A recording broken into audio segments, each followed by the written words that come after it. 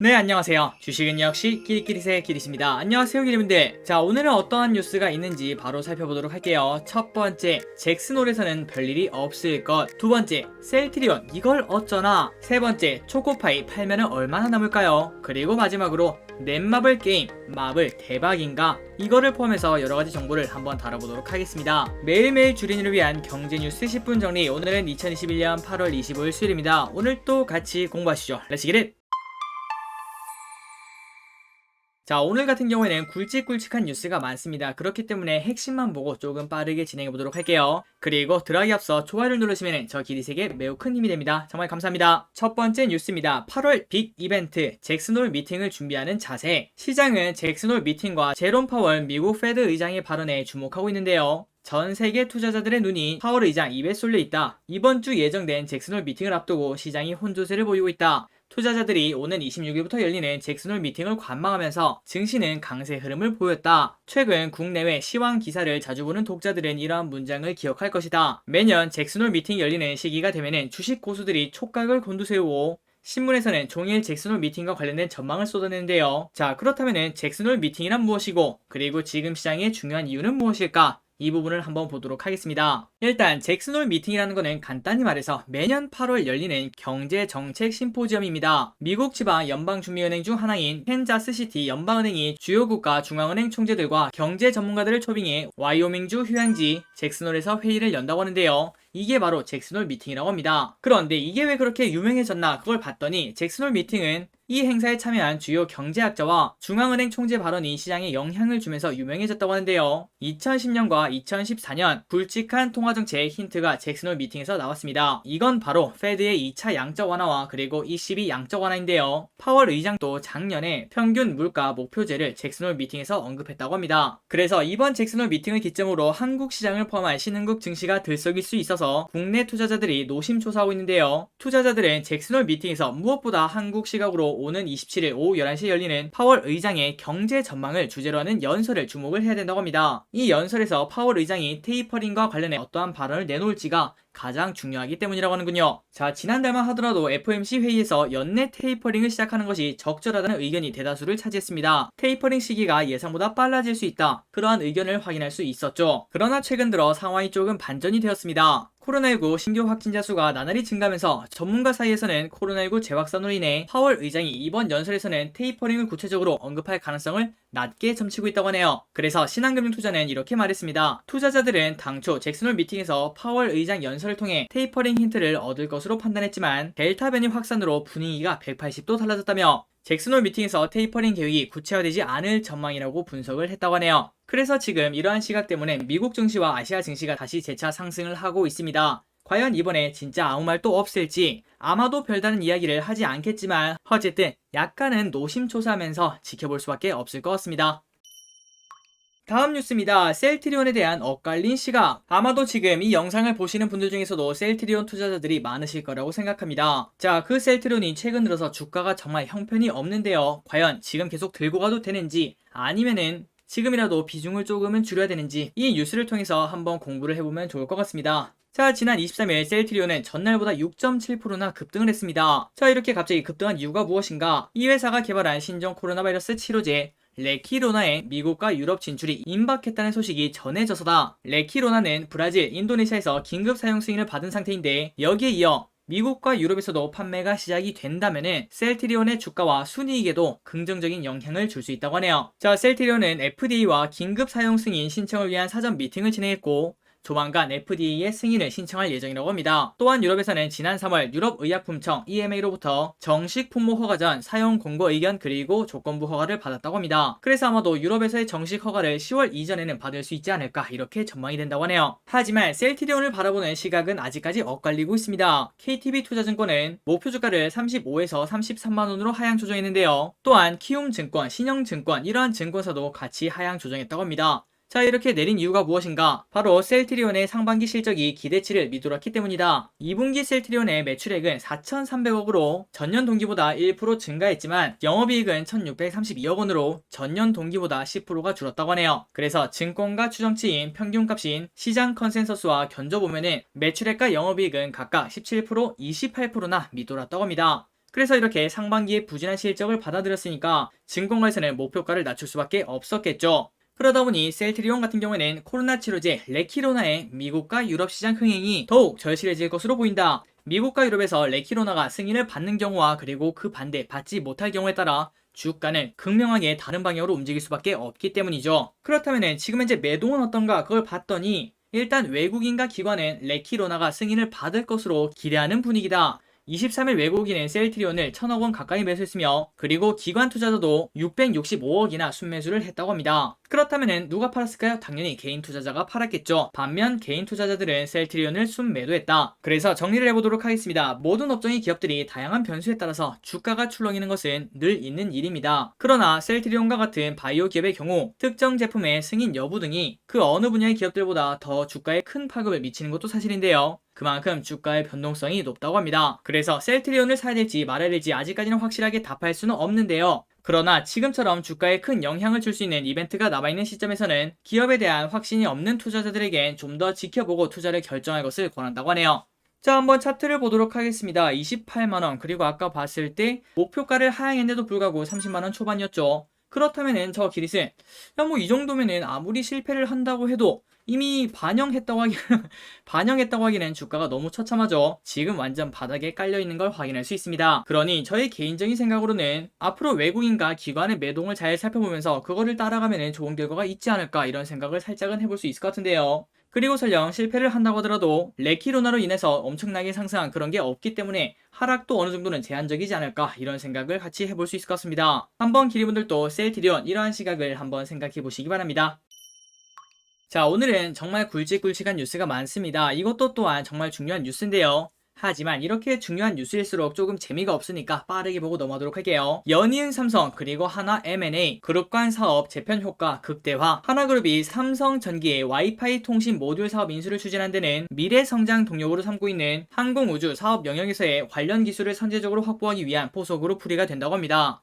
하나그룹의 이번 인수 추진은 과거 2014년 단행된 빅딜 이후 이어진 인수합병이 그룹 간 사업 재편의 효과를 극대화시키고 있다는 평가도 나온다고 하네요. 자, 그래서 말 그대로 하나가 삼성전기의 와이파이 통신 모듈 사업을 가져왔습니다. 자, 그 이유가 뭔지 확인해 보도록 하겠습니다. 바로 미래 먹거리 우주항공 분야 고급 기술 선제적 확보 효과가 있다고 하네요. 하나그룹은 하나시스템을 중심으로 글로벌 도심 항공교통 UAM 선도 기업으로 나서고 싶어 한다고 합니다.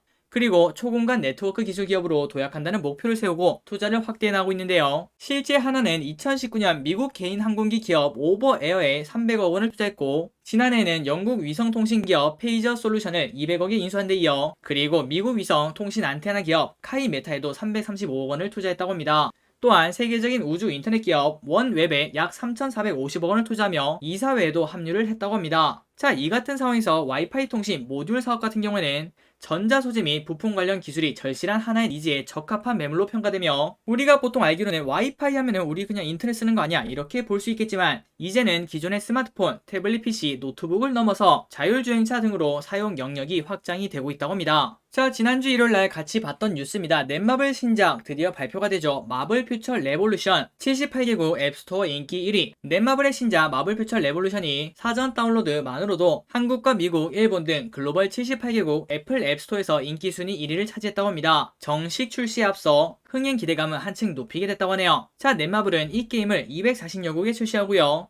그리고 이 게임은 넷마블과 마블의 두 번째 협업 타이틀로 전세계 1억 2천만 명 이상이 즐긴 마블 퓨처 파이트의 개발사 넷마블 몬스터의 작품이라고 합니다. 마블 지식재산권 최초의 모바일 오픈월드 액션 RPG로 주목을 받고 있다고 하네요. 자, 여기 보시면 화질이 조금 흐릿하지만 이런 식으로 1등, 1등, 1등인 걸 확인할 수 있습니다. 그래서 오늘 장이 조금 오락가락 하고 있는데 넷마블은 한 2% 정도 상승으로 준수한 흐름을 나타내고 있죠. 자, 과연 이 게임이 엄청난 흥행을 불어와서 또 주가를 쭉 올릴 수 있을지 한번 공부해보시고 그리고 출시를 한다면은 그때 이제 플레이를 해보시는 것도 괜찮다고 볼 수 있겠죠. 자, 오늘은 M&A에 관련된 뉴스가 많습니다. GS 국내 보톡스 1위 휴젤 품었다. 이걸 보니까 예전에 봤던 뉴스가 기억나네요. 우리가 한번 공부했던 내용입니다. 1조 7천억 규모. 그런데 기리분들 GS랑 바이오는 뭔가 좀 안 어울리죠. 삼성 같은 경우에는 뭐 삼성 바이오 그리고 SK 같은 경우도 SK 바이오팜, SK 바이오사이언스 그런 것들이 있습니다. 그런데 GS 바이오는 처음 듣네요. 자, 그 이유가 무엇인가? 이때까지 GS는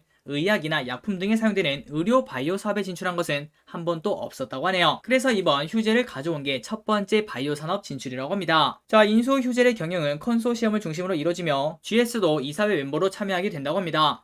그리고 GS는 이번 투자를 통해서 보톨리늄 톡신 및 히알루론산 필러 관련 글로벌 시장과 미래 성장 가능성이 주목해 국내외 보톨리늄 톡신 및 히알루론산 필터 시장의 생태계 확장에 주력하기로 했다. 그리고 GS가 진짜 보톡스만 하려고 이걸 사진 않았겠죠. 거기서 숨겨진 이야기가 뭔지 한번 확인하도록 하겠습니다. GS는 이번 컨소시엄을 통해 휴젤의 제품력과 글로벌 경쟁력을 바탕으로 그룹 차원의 바이오 사업 확장을 통한 플랫폼으로 육성한다는 전략이네요. 그래서 GS에서는 의료 바이오 사업은 이번이 처음이지만 재생 가능한 식물 자원을 원료로 화학 제품이나 바이오 연료 등을 생산하는 산업 바이오 사업은 이전부터 활발하게 추진을 했다고 합니다. 그래서 GS 관계자는 휴젤에 대한 지분 투자는 의료 바이오 사업 진출에 대한 초석으로 의미가 있으며 기존의 산업 바이오 사업뿐만 아니라 친환경 그린바이오 등 GS그룹의 바이오 사업을 다각화하는 플랫폼으로 활용해 글로벌 시장 진출을 위한 교두보를 마련하게 됐다고 말했다고 합니다. 자, 그렇다면 기리분들, 휴젤의 주가는 올랐을까요? 내렸을까요? 한번 예측을 해보도록 하겠습니다. 일단 지금 봤을 때는 휴젤이 대기업에 팔렸으니까 이건 뭐 오르지 않을까 이렇게 볼 수 있는데요. 하지만 우리가 간과하는 거는 예전에도 이 뉴스가 이미 나왔다는 거겠죠. 자, 그러니 예전에 이미 주가가 쭉쭉 올라가면서 선반영을 했다고 볼 수 있습니다. 그리고 오늘 이러한 뉴스가 나오니까 오히려 8%가 하락하는 걸 이렇게 확인할 수 있죠. 물론 이것 빼고도 다른 이유가 있겠지만 일단 뉴스에 팔아라 이러한 생각이 팽배한 걸 쉽게 확인할 수 있을 것 같습니다. 자, 다음은 재미있는 뉴스입니다. 초코파이만 잘 만드는 게 아니었네. 영업이익률 삼성전자보다 높은 비결은? 자, 오리온이 2013년부터 8년이나 제품 가격을 올리지 않았다고 합니다. 매우 놀랍네요. 그런데 그 이유가 바로 반품률이 제로에 가깝기 때문에 높은 영업이익률을 달성을 했다고 합니다. 그러니까 원자재, 인건비, 물류비 등이 올랐어도 반품률을 낮추고 포장비 등을 절감하니까 이익률이 자동으로 높아져 가격을 올리지 않을 수도 있다는 얘기죠. 자, 그래서 영업이익률이 얼마나 높은가 그걸 봤더니 진짜 말도 안 됩니다. 오리온의 영업이익률은 무려 17%라고 하는데요. 자, 이러한 17%에 육박하는 높은 영업이익률은 우리가 쉽게 찾아볼 수 없습니다. 제조업체 영업이익률이 평균 3에서 5%를 감안하면은 그야말로 이례적인 수준이라는 게 업계 내외의 공통된 평가다. 23일 오리온에 따르면은 오리온 한국법인은 올해 상반기 사상 최대 실적을 올리며 역대 최고 영업이익률인 16.8%를 기록했다고 합니다. 그리고 이 수치는 전년 동기 대비 1%나 상승했다고 하네요. 자, 최근 들어 우리가 그런 뉴스를 많이 볼 수 있습니다. 원재료 가격이 올라서 어쩔 수 없이 가격을 올렸어요. 라면에서 많이 봤죠. 그런데 이 오리온은 그런 거 그냥 다 무시하고 오히려 영업이익률이 이렇게 높아졌다고 합니다. 그렇다면 왜 그런지 한번 봐야겠죠. 한번 내용을 보도록 하겠습니다. 오리온의 영업이익률은 제과업계 독보적 1위다. 동종업계 롯데제과, 크라운제거는 4에서 6%인데요. 하지만 이 회사는 3배 이상 높은 걸 확인할 수 있죠. 그래서 오리온의 영업이익률이 이토록 높을 수 있는 까닭은 무엇일까? 여기에는 바로 데이터의 힘이 자리하고 있습니다.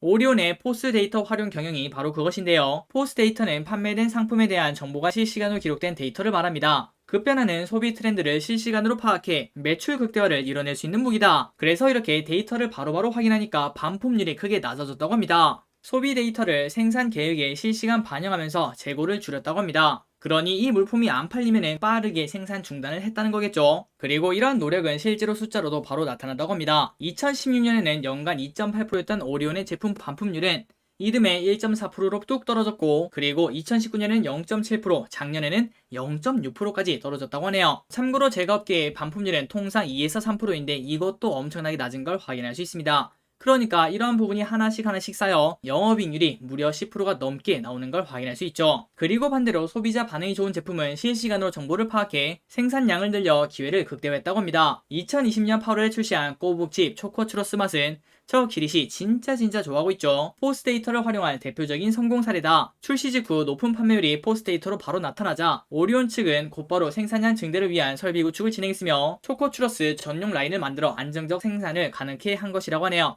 그러다 보니까 월 평균 매출이 1.9배나 증가하는 성과를 거뒀다고 합니다. 그런데 우리가 지금 딱 보니까 야, 그러면은 그 크라운 제과나 다른 데도 할 수 있을 것 같은데 뭐 별거 아니네, 이렇게 볼 수 있겠지만 이게 생각보다 쉽지 않다고 합니다. 적지 않은 업체들이 시장 조사 기관의 정보에 주로 의존하는데 이는 이미 한 달 정도 지난 정보라고 하네요. 그런데 오리온은 대형마트는 물론 편의점, 슈퍼마켓까지 유통 채널별로 거미줄 같은 수집망을 구축을 했다고 합니다. 그리고 이 같은 시스템을 만들기 위해서는 과감한 투자가 있었고 또한 리더십이 있었다고 합니다. 자, 그런데 오리온 이때까지 진짜 재미없는 주식 탑3 안에 들어간다고 해도 과언이 아닙니다. 이렇게 그냥 계속 오른쪽으로 쭉쭉 기어가고 있죠. 시장이 오르든 시장이 빠지든 그 자리에 가만히 있었습니다. 그런데 최근 들어 높은 영업이익률이 각광을 받고 그리고 실적이 좋게 나오니까 이렇게 주가가 뻥 뛰는 걸 확인할 수 있습니다. 그리고 거기에는 바로 외국인과 기관, 오른쪽 아래 보시면 엄청나게 매수하는 걸 확인할 수 있죠. 자, 지금까지 오랫동안 눌려왔던 오리온, 과연 이번에는 이때까지의 박스를 한번 뚫고 올라갈 수 있을지 한번 기리분들도 공부를 해보시면 좋을 것 같습니다.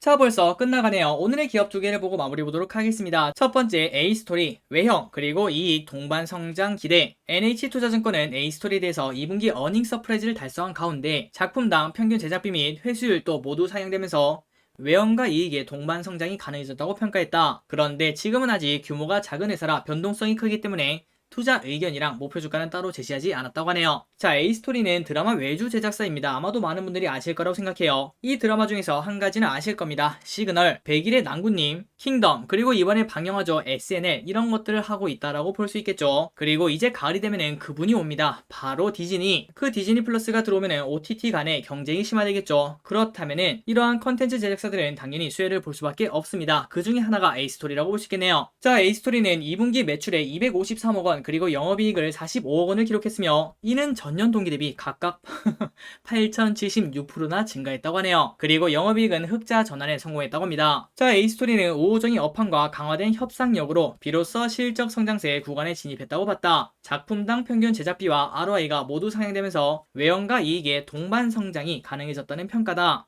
또한 차기 텐트폴 빅마우스는 8월 말, 그러니까 지금이네요, 크랭크인 예정이고 배우 라인업은 한류 스타를 포함하고 있어 글로벌 판매 시 유리하게 작용할 것이라며 쿠팡플레이 등 신규 판매토로의 미드폼, 예능 시트콤 공급 및 미디어 커머스 관련 계약들도 순조롭게 진행 중이라고 설명했다고 합니다. 자, 그래서 A스토리 최근 들어서 좀 많이 빠졌다가 다시 이틀 동안 큰 폭으로 상승을 하고 있는데요. 자, 과연 여기서 더 올라갈 수 있을지 솔직히 아직까지는 이거는 당연히 고평가 아닌가 그런 생각이 듭니다. 하지만 성장의 폭이 너무나도 크기 때문에 쉽사리 지금이 완벽한 투자 타이밍이다 이렇게 투자하기는 어려울 것 같습니다. 한번 기리분들도 A스토리를 좋은 공부해보시기 바랍니다. 자, 마지막입니다. JYP 엔터 선주문 93만 장, 스트레이키즈 목표가 상승. 자, 하나금융투자는 JYP의 3분기 실적이 컨센서스를 크게 웃돌면서 사상 최대 영업이익을 달성할 것으로 전망했다고 합니다. 이에 투자 의견 매수를 유지하는 한편 목표 주가를 기존 53,000원에서 55,000원으로 3.8% 상향을 했다고 하네요. 참고로 지금 JYP는 43,000원에서 왔다 갔다 하고 있다고 합니다. 그래서 이렇게 3분기 실적이 잘 나올 거라고 예상하는 이유가 무엇인가? 바로 스트레이키즈 때문입니다. 데뷔 이후 가장 최단 기간 내에 100만 장 판매를 돌파했기 때문이라고 설명했다고 하네요. 참고로 오른쪽 위에 자료를 보자면은 100만 장을 돌파한 게 엑소가 7년,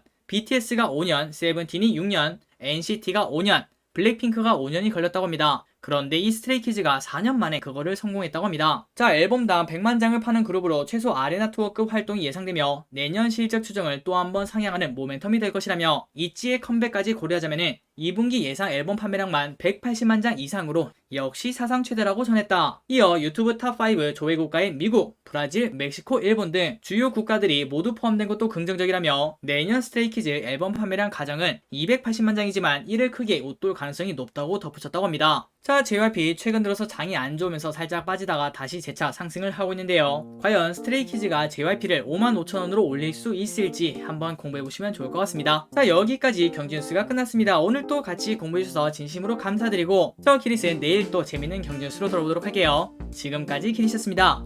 빠이요.